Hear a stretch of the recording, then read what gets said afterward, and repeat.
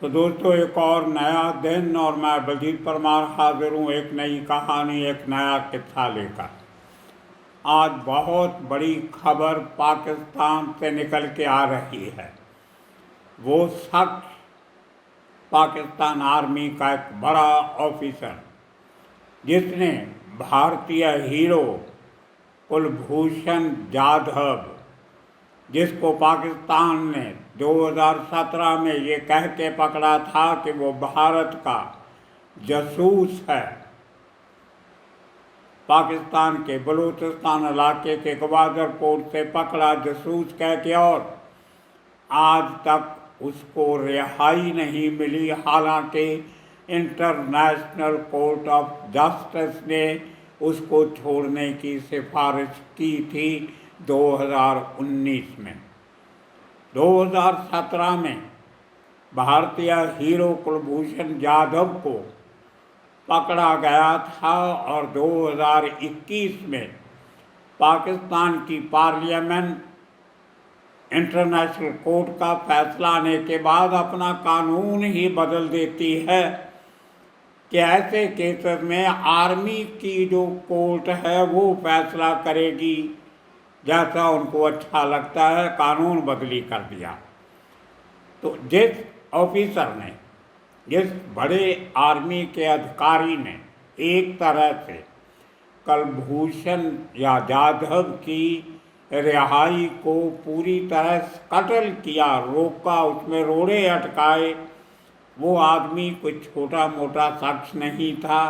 वो उस समय का ISI का चीफ लेफ्टिनेंट जनरल फैज़ हमीद था और आज उसको पाकिस्तान की मिलिट्री ने ही अरेस्ट कर लिया, ये बहुत बड़े फ्रॉड के सिलसिले में।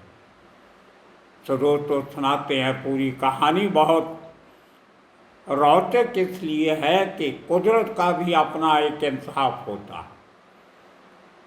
भारतीय नागरिक जो भारत की नौसेना में काम करते थे, ऑफिसर थे, कैसे पाकिस्तान पहुँचे, कैसे बलूचिस्तान पहुँचे, कैसे हादसा हुआ, वो उनकी सरकार जाने या हमारी सरकार जाने, लेकिन उनकी ये अरेस्ट और उनकी ज़िंदगी की तकलीफ जो थी 2017 में शुरू होती, और अब लेफ्टिनेंट जनरल साहब का ISI चीफ फैज़ हमीद की तकलीफ भी 2017 में ही शुरू हुई।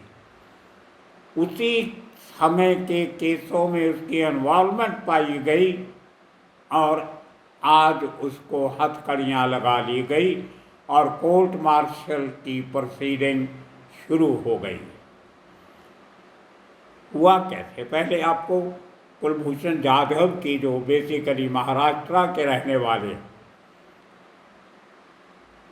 उनकी गिरफ्तारी हो जाती है ग्वादर पोर्ट। कुछ लोगों का क्या था कि वो वहाँ पर जो चाइना पाकिस्तान की मदद कर रहा था वो पोर्ट डेवलप करने का, क्योंकि वो नौसेना के ऑफिसर थे, उनको पोर्ट्स और सी पोर्ट्स, जहाज़ों का, समुद्री जहाज़ों का, समुद्री रास्तों का बहुत तजर्बा था। वो शायद ये स्टडी करना चाहते थे कि चाइना के बनाए हुए इस पोर्ट से आने वाले दिनों में हिंदुस्तान का क्या नुकसान हो सकता है, भारतवर्ष को इसका मुकाबला कैसे करना होगा। कुछ किस्म की स्टडी करने के क्यास लगाए जा रहे। अब समुद्री बातों की छानबीन, खोज पड़ताल तो नेवी के अफसर ही कर सकते हैं, जिनको पूरी जानकारी हो। हम और आप तो कुछ कर नहीं सकते। हमें तो ये भी नहीं मालूम पड़ता कि नॉटिकल माइल से कितना डिस्टेंस होता है। तो उसी चक्कर में पाकिस्तान की आर्मी इंटेलिजेंस कुलभूषण जाधव को अरेस्ट कर लेती। 2017 में अरेस्ट होती है और उसके बाद हिंदुस्तान में, भारतवर्ष में मौत हो हल्ला होता है। सरकार भी एक्शन में आती है और जब पाकिस्तान के पास हर किस्म की अपील, हर किस्म की दरख्वास्त, डिप्लोमेटिक डायलॉग सब फेल हो जाता है, तो भारत के पास एक ही रास्ता बचा था, नीदरलैंड के एक बड़े शहर द हेग में इंटरनेशनल कोर्ट ऑफ जस्टिस में अपील करना, जो कर दी गई। काफ़ी लंबा समय तक उसकी सुनवाई चली, वहाँ भी तारीख पे तारीख पड़ी, और उस समय के हमारे देश के जो 4-5 थे बड़े नामी वकील थे, उनमें से महाराष्ट्र के ही एक थे मिस्टर हरीश साल्वे, उनको भेजा गया। और मैंने एक इंटरव्यू में हरीश साल्वे का बयान पढ़ा था कि उन्होंने पूरी केस में एक भी पैसा सरकार से नहीं लिया। वो अपने एक सच्चे देशभक्त की रिहाई की लड़ाई लड़ रहे थे, तो उन्होंने कोई फीस नहीं लिया, हालांकि अगर वो फीस लेते तो करोड़ों में चली जाती।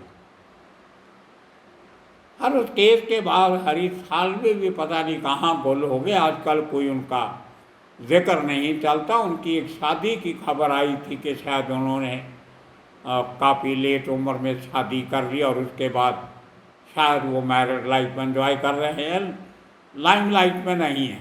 खैर, तो बहुत लंबी बहस द हेग की इंटरनेशनल कोर्ट ऑफ जस्टिस में हुई। पाकिस्तान के नामी वकील पहुंचे, और आखिर में 2019 में लंबे बहस के बाद 16 जजेस की जो बेंच थी, पूरा जो कोरम कोर्ट का था, दुनिया भर के देशों के जज उसमें थे। 16 में से 15 एक की जजमेंट आई। 15 जज भारतीय नागरिक कुलभूषण जाधव को छोड़ने के पक्ष में उन्होंने अपना फैसला दिया, और एक जज ने इसके खिलाफ दिया। मतलब बहुत बड़ी मेजॉरिटी के साथ भारतीय नागरिक कुलभूषण जाधव के हक में फैसला आया, समझो भारत के हक में आया। और उस फैसले में बहुत सारी फटकार इंटरनेशनल कोर्ट ने पाकिस्तान को लगाई, जिसमें सबसे पहला पाकिस्तान का गुनाह बताया गया कि पाकिस्तान ने वियना कॉन्फ्रेंस जो है, इंटरनेशनल कॉन्फ्रेंस ऑफ प्रिजनर्स, उसकी कोताही की। किसी एक देश का नागरिक अगर दूसरे देश में पकड़ा जाता है तो उसको काउंसुलर एक्सेस दी जाती है, मतलब वहाँ की जो उस देश की एम्बेसी होती है, जो काउंसुलर ऑफिस होता है या हाई कमीशन होता है, उनको इन्फॉर्म करना पड़ता है कि हमने आपका नागरिक पकड़ा है। और उसके बाद जो काउंसुलर जो सर्विस होती है वो उसको प्रोवाइड की जाती है। वहाँ का जो सफारत खाना होता है, जो एम्बेसी होती है, वो अपने नागरिक को वकील करके देती है, उसकी पैरवाई करती है। लेकिन पाकिस्तान ने ऐसा कुछ नहीं किया, जिसके चलते हुए इंटरनेशनल कोर्ट ने पाकिस्तान को फटकार लगाई। और दूसरा, इंटरनेशनल कोर्ट ने कहा कि शुरू से ही पाकिस्तान सरकार को और इनकी एजेंसीज को पता था कि कुलभूषण जाधव भारतीय नागरिक है। उनका ये कहना कि वो किसी और नाम से पकड़ा गया था, उसने अपना नाम कुछ और रखा हुआ था, जो कागज पत्र उससे बरामद हुए उसकी आइडेंटिटी कुछ और थी। लेकिन इंटरनेशनल कोर्ट ने पाकिस्तान की यह दलील नहीं मानी और कहा कि शुरू से ये बहुत क्लियर था कि पकड़ा हुआ शख्स भारत का नागरिक है। उसके बाद पाकिस्तान ने इतनी कोताही की, और उसके बाद जो और बहुत सारे लंबा चौड़ा ऑर्डर था। एक बार तो लगा था कि इस ऑर्डर के बाद 2019 में कि अब कुलभूषण जाधव की रिहाई हो जाएगी, लेकिन तभी एक नई डेवलपमेंट पाकिस्तान में हो जाती है। ये जजमेंट आने के कुछ महीने पहले जो उस समय पाकिस्तान की आईएसआई का चीफ था उसको हटा दिया जाता है और उसकी जगह 2019 में लगा दिया जाता है लेफ्टिनेंट जनरल फैज़ हमीद को, और ये आके अपने तेवर दिखाने शुरू कर देते हैं। अब जब फैसला पाकिस्तान के खिलाफ हो गया, भारत के हक में हो गया, तो अब किया क्या जाए। फैज़ हमीद नहीं चाहते थे किसी भी हालत में कुलभूषण जाधव को वापस भेजना। उनके दिल में कोई कसक थी या कुछ और बड़ी बात थी। उन्होंने हर वो तरीका अपनाया कि किसी न किसी तरीके से जाधव को भारत नहीं जाने देंगे, और जैसे जैसे प्रेशर बढ़ता गया वहाँ की पार्लियामेंट में बहस हुई। पुराने जो प्रेसिडेंट थे वहाँ के जो भी था, उन्होंने तो एक बार कह भी दिया था कि हम इनको छोड़ने की सोच रहे हैं, लेकिन आईएसआई को ये पॉलिटिकल फैसला मंजूर नहीं था। तो उन्होंने, और 2018 में वहाँ की सरकार चेंज हो जाती, इमरान खान नए प्राइम मिनिस्टर बन जाते हैं, पाकिस्तान तहरीक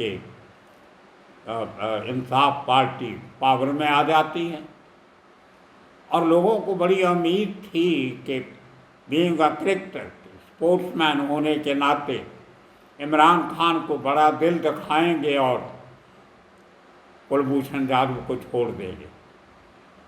लेकिन आईएसआई ने इमरान खान की भी नहीं चलने दी। अल्टीमेटली पॉलिटिशियंस को पाकिस्तान की पार्लियामेंट में 2021 में एक बिल पेश करना पड़ा, जिसकी पूरी तैयारी इसी आईएसआई के चीफ फैज़ हमीद ने की थी।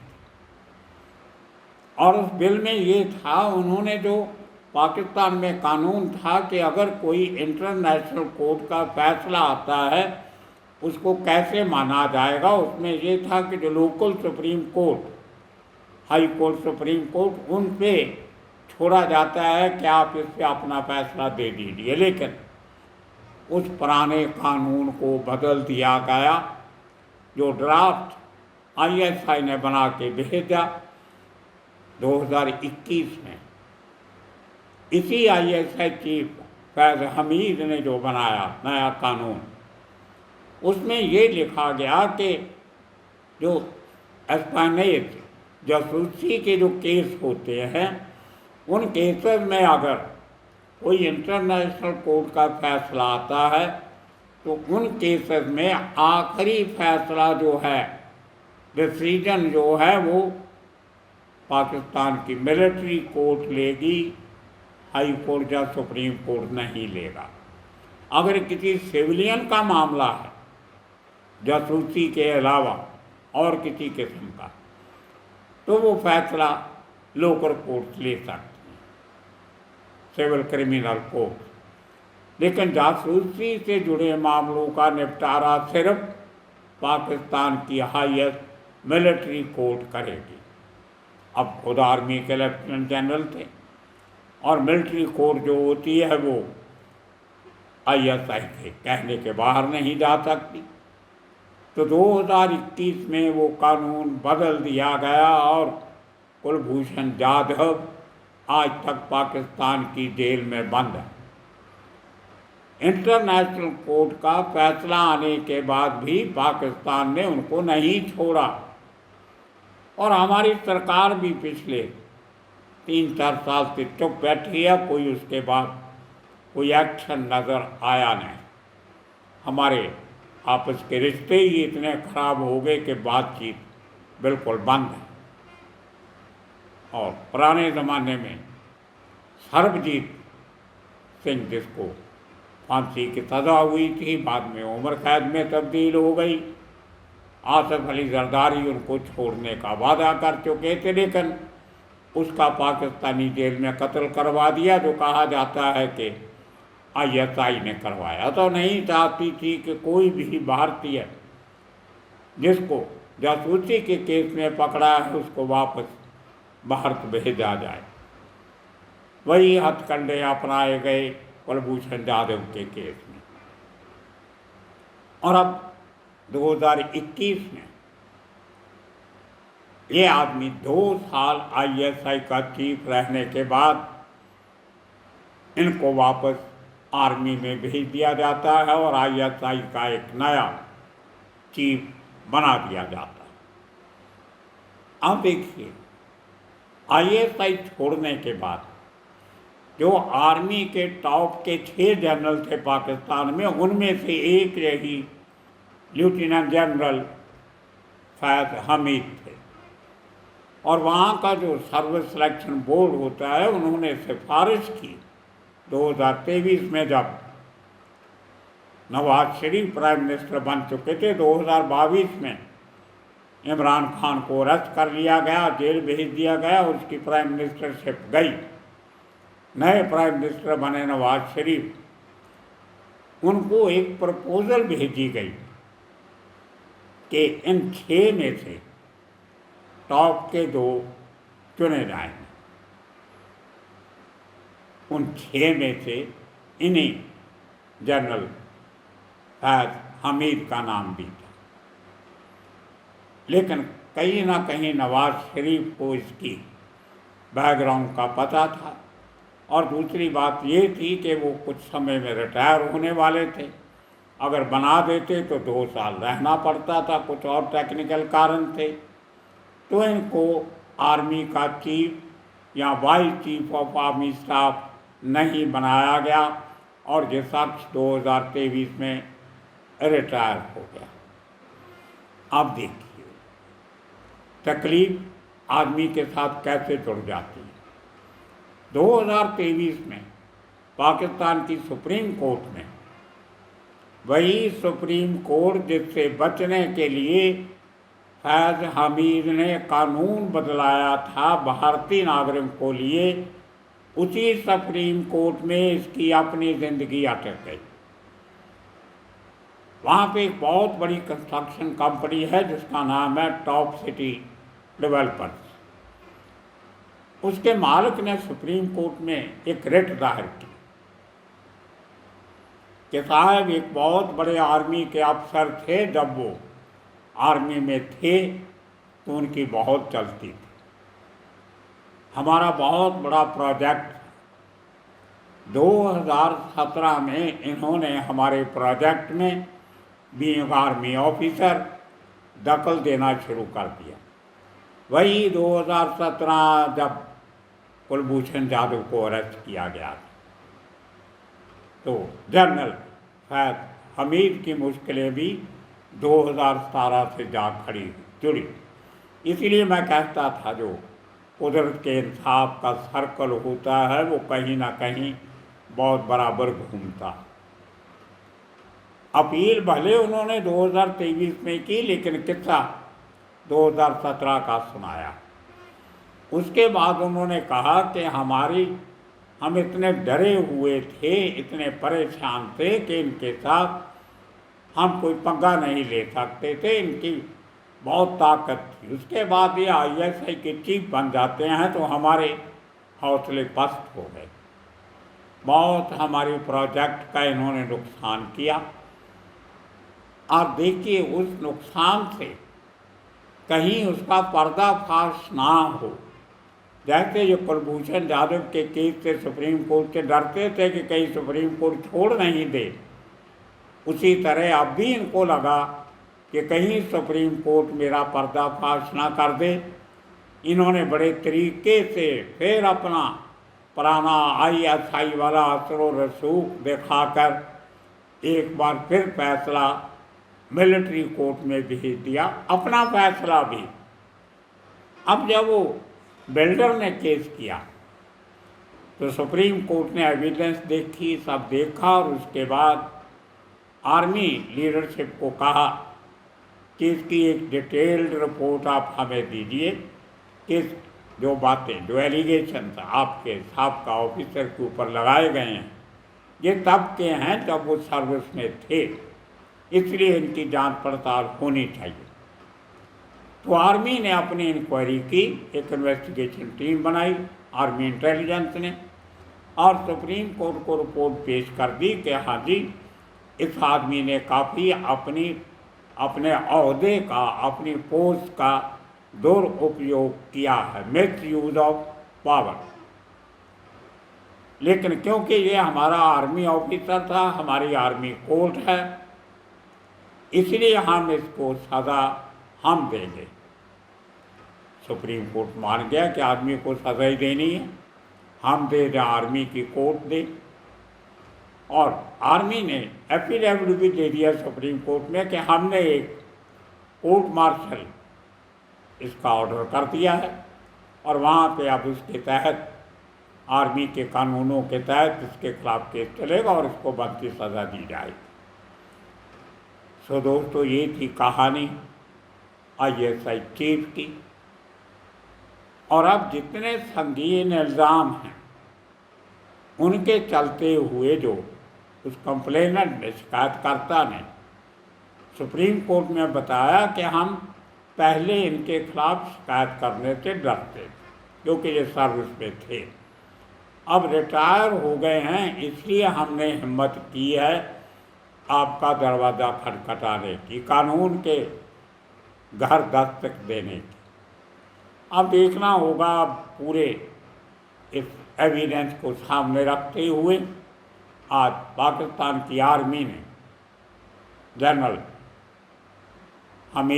फैज़ हमीद को अरेस्ट कर लिया और उनको आर्मी की जेल में बंद कर दिया। अब कोर्ट मार्शल होगा कुछ दिनों में, महीनों में, जब भी फैसला आएगा बड़ा इंटरेस्टिंग होगा। और जिस किस्म की आर्मी फैसिलिटी में कुलभूषण जाधव को रखा गया होगा, हो सकता है कि उसी किस्म की एक दूसरी बैरक में ये साबका ISI चीफ ये भी उसी किस्म की बैरक में एक दिन पड़ा हो। अब देखने की बात है, देखते हैं। तो दोस्तों, ये आज की बहुत बड़ी खबर थी जो पाकिस्तान से आई, आपसे शेयर करनी थी। आशा करते हैं आपको अच्छी लगी होगी, और ऐसी खबरें जो देश के साथ जुड़ी हों ऐसी ज़रूर देखा करो, इनको आगे फॉरवर्ड भी किया करो और कमेंट भी किया करो। आप सबका बहुत बहुत शुक्रिया, धन्यवाद।